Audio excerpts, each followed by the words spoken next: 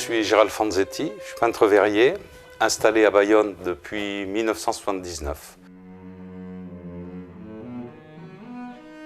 J'ai suivi une formation, un apprentissage à Nancy, ma ville de naissance, et où j'ai grandi, à l'atelier Bassino, qui est juste en face des Cristalleries d'Aume.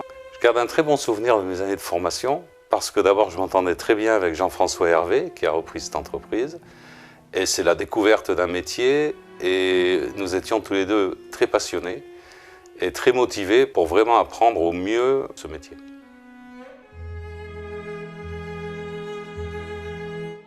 L'art du vitrail est un art, un artisanat avant tout, un artisanat très technique.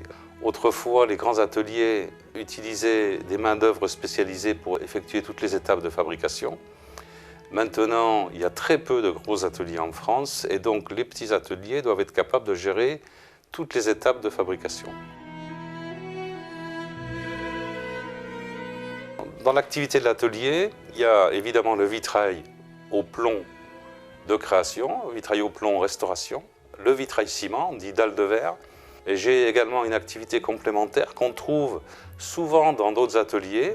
La première qui est la mosaïque, la plus fréquente, et la seconde qui est la décoration par sablage.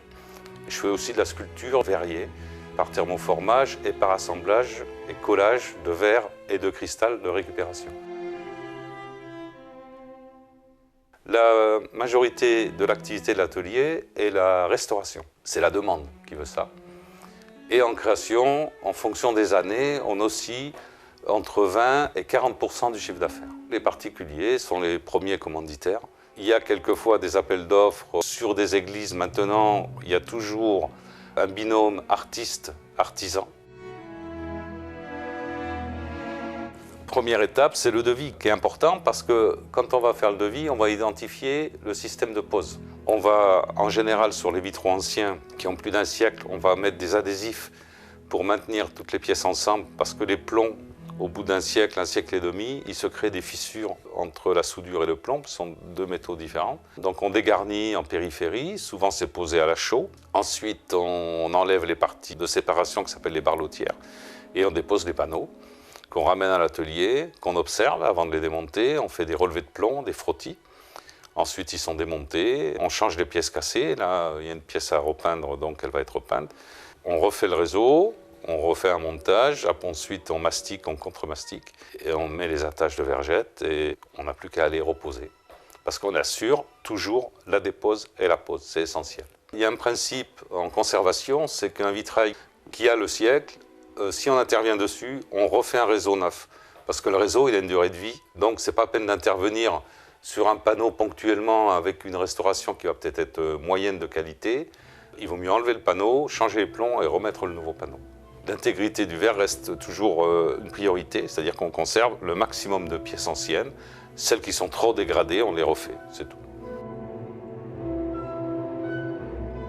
Au XIe siècle, le vitrail est considéré comme un art abouti. Deux évolutions notables dans l'art du vitrail. L'apparition du jaune d'argent à la fin du XIIIe siècle, qui est un moyen de rapporter une couleur sur une couleur existante d'une façon assez simple. L'argent, en cuisant, vaporise et colore le verre en jaune. Une autre apparition importante, au XVIe siècle, l'apparition du diamant pour couper le verre. Il faut savoir que jusqu'au XVIe siècle, le verre était coupé par choc thermique. Donc c'était un petit peu approximatif et il fallait à chaque fois reprendre le bord du verre pour lui donner sa forme spécifique. Pas d'autre évolution notable. Le plomb, c'est toujours le même, c'est écroué, laminé à froid. On soude toujours à l'étain. On ne cuit plus au charbon de bois, on cuit à l'électricité, mais la cuisson, c'est 600, c'est la même cuisson. J'utilise beaucoup l'informatique, je suis assez bien outillé. Par contre, je continue de tout faire à la main. Certains confrères commencent à utiliser le dessin par ordinateur. Ça peut servir quand on fait une maquette, par exemple, et qu'on veut changer les couleurs, mais autrement, je préfère dessiner à la main. Faire de la découpe de pièces de verre par jet d'eau, ça peut se faire. C'est une perte du savoir-faire parce qu'en vitrail, pour faire un très bon coupeur, on compte 4 ans. Il faut garder ce savoir-faire pour comprendre le métier. Il faut percevoir toutes ces techniques pour maîtriser son art. Après, on s'ouvre sur de nouvelles techniques. Je travaille par exemple avec un procédé qui s'appelle EvaSafe, c'est un procédé d'impression sur film polyester qu'on insère dans du verre. J'ai recomposé une grande verrière avec des photos de verre ancien que j'ai réintégré, et c'était un moyen de restituer une façade, alors qu'en vitrail, le coût était trop élevé. C'est notre savoir-faire verrier qui fait qu'on peut arriver à utiliser ce procédé. Je commence à utiliser pour faire des relevés photographiques un drone en milieu intérieur parce qu'il faut une licence spéciale pour pouvoir l'utiliser en extérieur, c'est très réglementé, pour pouvoir éventuellement, sur des accès comme la cathédrale, aller faire des relevés photographiques avec autorisation préfectorale. La crise, elle nous touche, hein, comme tout le monde, donc il faut trouver des solutions. Et on ouvre au marché privé le plus possible. Et c'est aussi pour ça qu'il faut élargir ses compétences. Tout ça permet l'un dans l'autre de continuer, d'avoir du travail et de rester positionné sur le marché verrier. Mais c'est un métier d'artisan. Le soir, on est fatigué comme un maçon ou comme un plombier. Beaucoup ne se rendent pas compte. Pensent que voilà, c'est un métier sympa, on crée. Et... Non, non, on est au taf en permanence. Dans cet atelier, on travaille à deux actuellement. Je travaille avec ma fille qui est en formation, qui a appelé à prendre ma suite. Autrement, sur des chantiers plus importants, on se connaît très bien tous. Quand on a des surcharges de travail, on fait le tour des confrères. Après, le bouche à oreille fonctionne bien, c'est-à-dire qu'il y a un menuisier qui va bosser chez un gars, qui a envie d'un vitrail, il dit « mais moi je connais quelqu'un ». Voilà, c'est un très bon moyen d'avoir du travail. Je suis admiratif de tout ce qu'il a pu faire et j'ai souvent l'occasion de travailler sur des œuvres de Montméjean. Quand le quartier a changé, l'entrée de mon atelier a changé de sens et je me suis retrouvé sur cette petite placette qui est en fait un passage de servitude.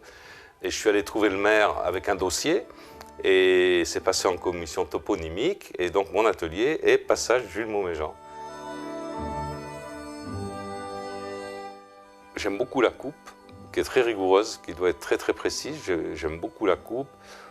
Le montage ne m'ennuie. En fait, il n'y a rien qui m'ennuie dans ce métier. Je le fais depuis presque 40 ans. Je m'y ennuie jamais.